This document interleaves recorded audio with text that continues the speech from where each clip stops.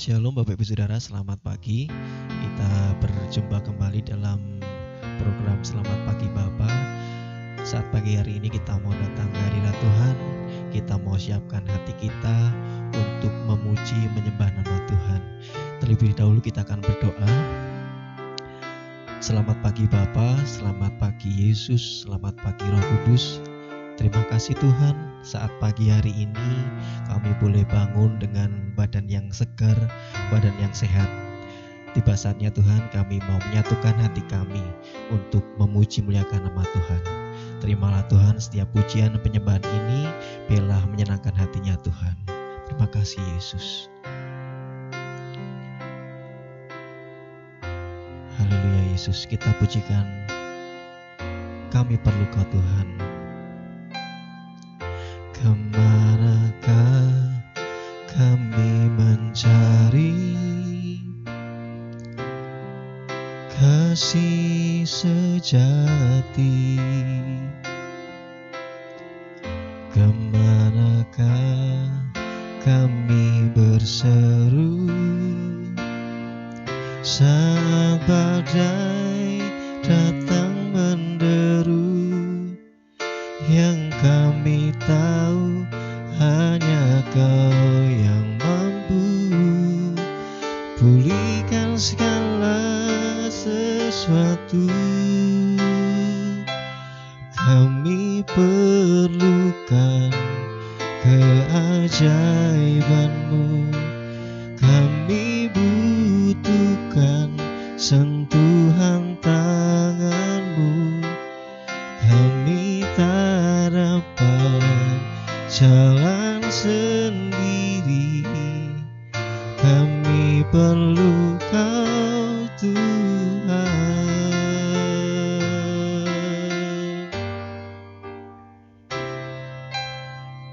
Kemanakah kami mencari kasih sejati? Kemanakah kami berseru saat badai datang menderu? Yang kami tahu hanya Kau yang mampu pulihkan segala sesuatu. Kami perlukan keajaiban-Mu, kami butuhkan sentuhan tangan-Mu. Kami tak dapat jalan sendiri, kami perlu Kau Tuhan.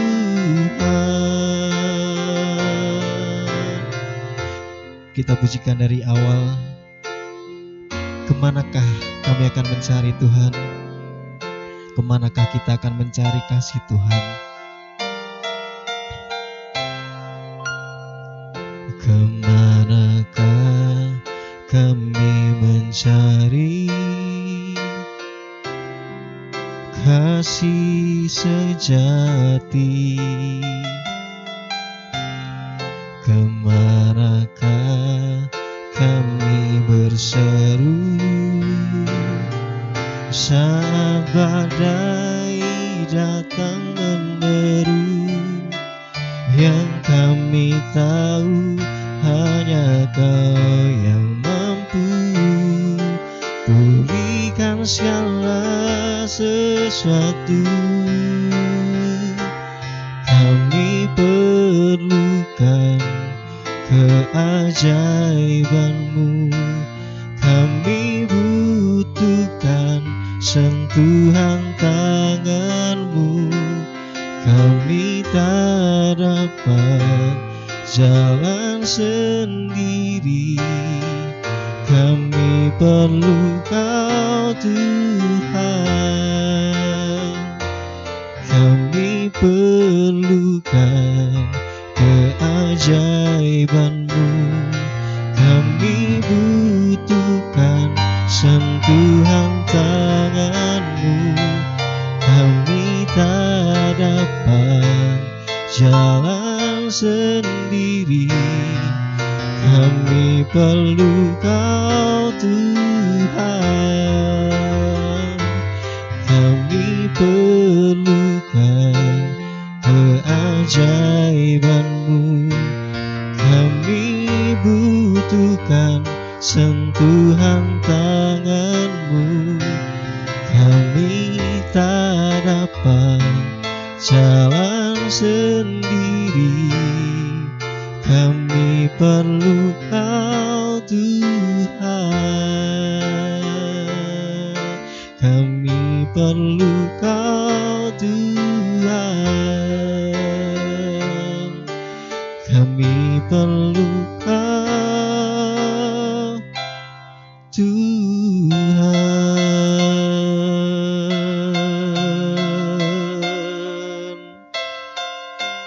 Haleluya.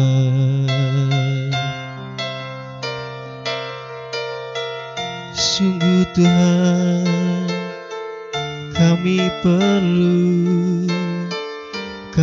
perlu Kau Tuhan.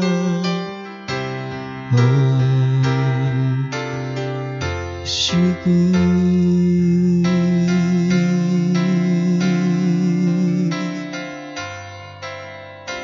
syukur Tuhan. Haleluya. Syukur Tuhan. Haleluya. Syukur Tuhan. Ini Tuhan pernyataan kami Tuhan, bahwa kami perlu Engkau Tuhan. Kami butuh Engkau Tuhan untuk menuntun setiap langkah kehidupan kami Tuhan. Terimalah Tuhan setiap pujian penyembahan kami ini Tuhan. Dan tiba saatnya kami mau mendengarkan firman Tuhan. Mari Tuhan, Roh Kudus, buka setiap hati kami, biarlah kami boleh mendengarkan firman-Mu dengan hati yang penuh sukacita Bapa. Tuhan, urapi hamba Tuhan yang akan menyampaikan firman-Mu Bapa. Hanya di dalam nama Tuhan Yesus Kristus kami akan sambut firman-Mu. Haleluya. Amin.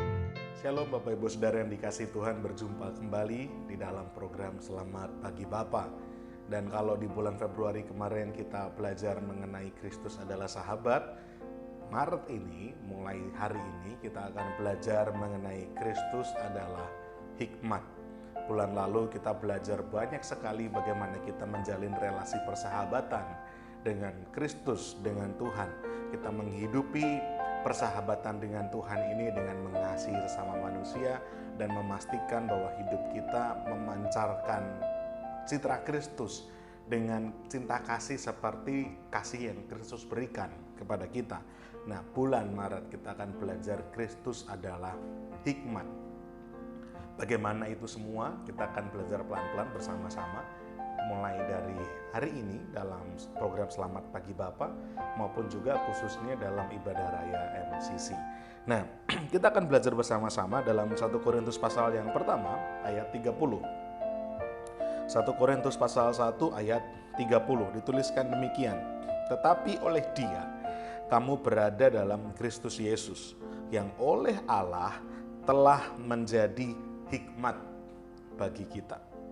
Ia membenarkan dan menguduskan dan menebus kita. Ia membenarkan dan menguduskan dan menebus kita. Dalam Alkitab versi firman Allah yang hidup, ayat 1 Korintus 1 ayat 30 dituliskan demikian. Sebab hanya dari Allah sajalah, saudara memiliki hidup melalui Yesus Kristus. Ia memperlihatkan rencana keselamatan Allah kepada kita. Dialah yang menjadikan kita diperkenan oleh Allah.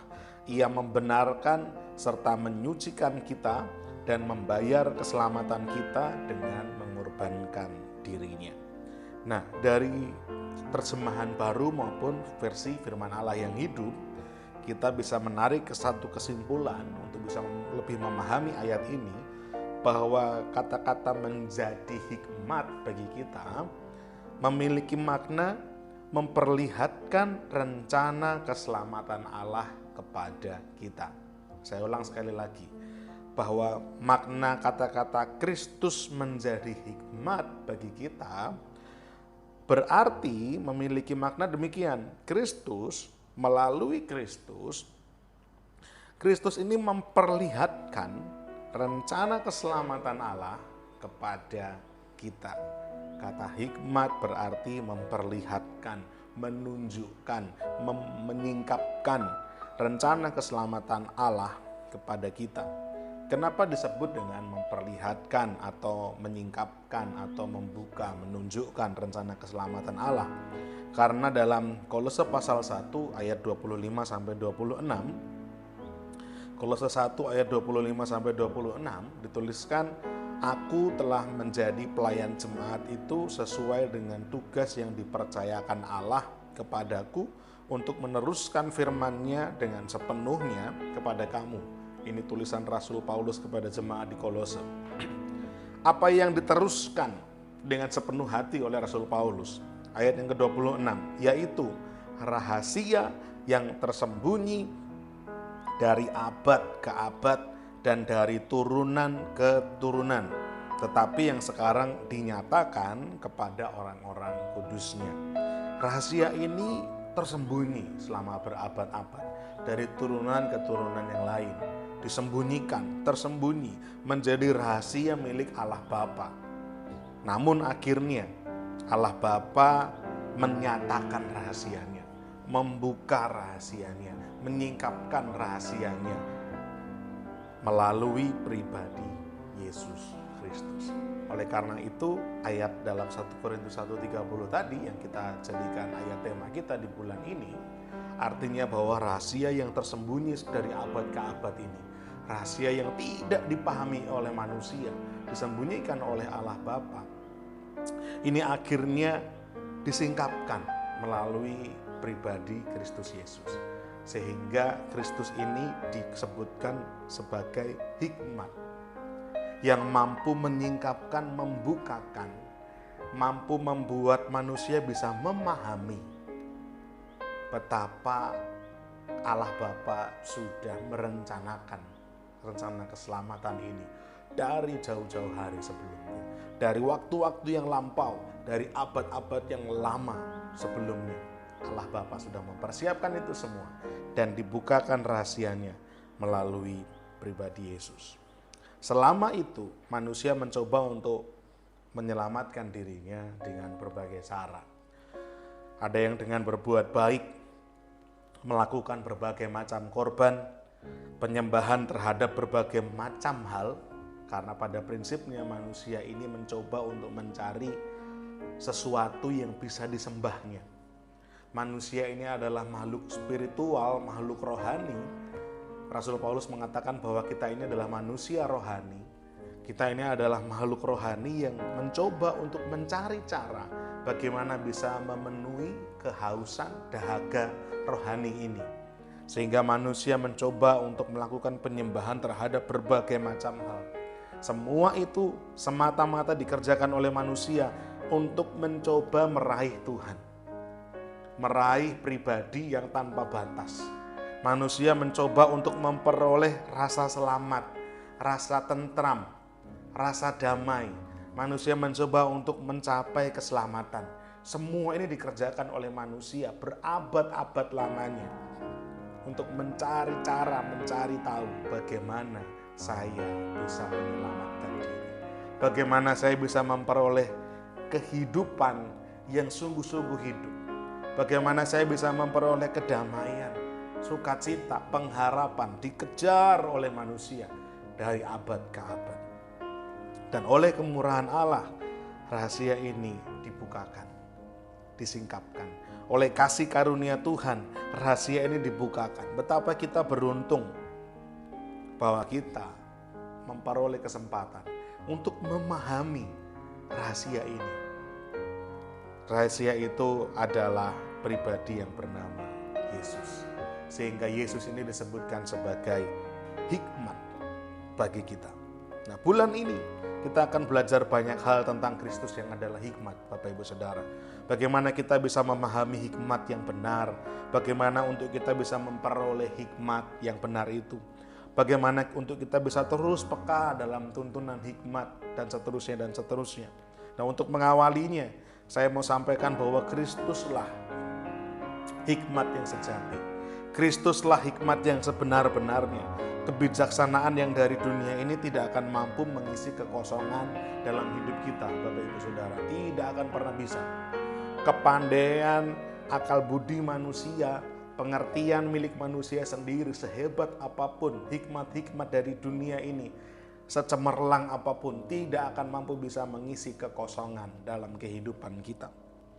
Tapi hikmat yang sejati ini, yang seorang pribadi yang namanya Yesus, dialah yang akan menggenapi, membuat utuh kehidupan kita sebagai manusia. Kristuslah yang membuat hidup kita berarti, yang memiliki nilai, bahkan sanggup memberikan kekekalan pada hidup manusia. Inilah yang Kristus kerjakan bagi kita. Betapa kita harus sangat bersyukur memperoleh hikmat ini secara cuma-cuma, hanya oleh karena kemurahan Tuhan, hanya oleh karena kasih karunia Allah, kita dipilih dan dipanggil menjadi kepunyaannya. Semoga boleh menjadi berkat untuk setiap kita yang mendengarnya. Selamat pagi dan Tuhan memberkati. Mari kita berdoa. Bapa di sorga, pagi hari ini menjadi awal, menjadi pembuka di mana kami akan belajar sesuatu hal yang baru bulan ini. Dengan tema Kristus adalah hikmat. Mampukan kami Tuhan untuk memahami hal ini, supaya kami dapat menangkap dengan jelas maksud dari Tuhan. Bagaimana Tuhan menyembunyikan rahasia ini selama berabad-abad dari keturunan ke keturunan yang lain, dari generasi ke generasi yang lain. Dan pada akhirnya Tuhan, oleh karena kemurahan hati yang begitu luar biasa bagi kami, Tuhan menyingkapkan, membukakan rahasia ini. Kristus menjadi hikmat bagi kami untuk bisa memahami betapa mulianya rencana keselamatan yang Tuhan berikan. Mampukan kami Tuhan untuk bisa memahami satu bulan ini, tema ini, untuk kami bisa mengerti, terlebih lagi mampu kami kerjakan dalam kehidupan kami sehari-hari, sehingga kehidupan kami mampu mempermuliakan nama Tuhan. Terima kasih Tuhan, ini doa kami naikkan dengan ucapan syukur kami. Dalam nama Yesus, kami berdoa dan bersyukur. Haleluya. Amin. Kita akan memasuki saat teduh. Tetapi apa yang bodoh bagi dunia, dipilih Allah untuk memalukan orang-orang yang berhikmat. Dan apa yang lemah bagi dunia, dipilih Allah untuk memalukan apa yang kuat.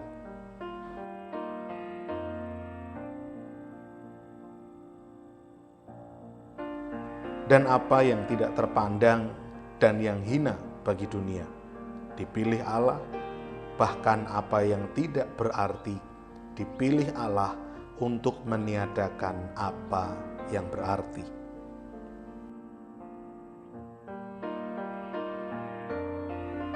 Supaya jangan ada seorang manusia pun yang memegahkan diri di hadapan Allah.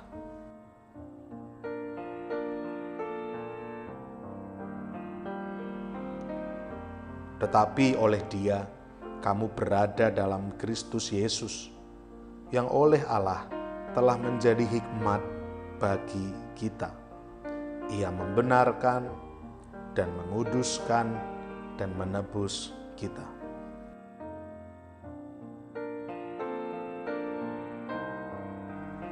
Karena itu seperti ada tertulis, barang siapa yang bermegah, hendaklah ia bermegah di dalam Tuhan.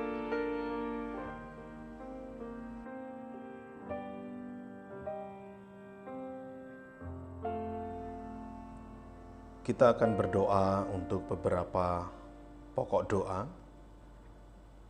Bapak Ibu Saudara silahkan berdoa, mendoakan pokok-pokok doa yang tercantum di layar.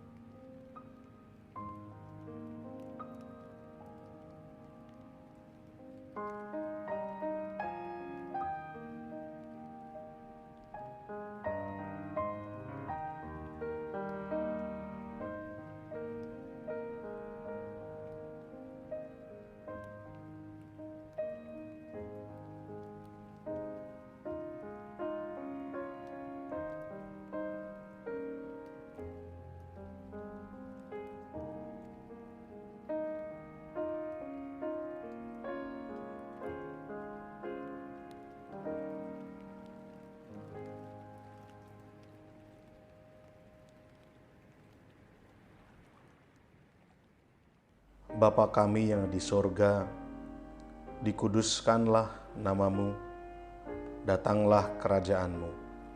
Jadilah kehendak-Mu di bumi seperti di sorga. Berikanlah kami pada hari ini makanan kami yang secukupnya, dan ampunilah kami akan kesalahan kami, seperti kami juga mengampuni orang yang bersalah kepada kami. Dan janganlah membawa kami ke dalam pencobaan, tetapi lepaskanlah kami daripada yang jahat. Karena Engkaulah yang empunya kerajaan dan kuasa dan kemuliaan sampai selama-lamanya. Amin. Puji nama Tuhan, Bapak, Ibu, Saudara. Kita sudah memuji muliakan nama Tuhan, sudah mendengarkan firman Tuhan. Tiba saatnya kita akan mendengarkan informasi kegiatan sepekan MCC. Untuk setiap hari Senin pukul 5 sore akan diadakan latihan tamborin. Kemudian untuk setiap hari Kamis pukul 6:30 malam, sekali lagi setiap hari Kamis pukul 6:30 malam akan diadakan latihan musik. Kemudian setiap hari Jumat pukul 6 sore, sekali lagi setiap hari Jumat pukul 6 sore akan diadakan kegiatan Menara Doa Kota.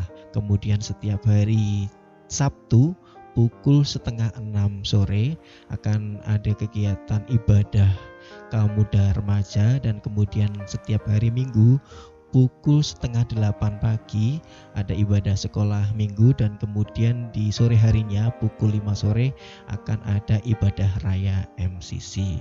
Demikian informasi yang perlu diperhatikan.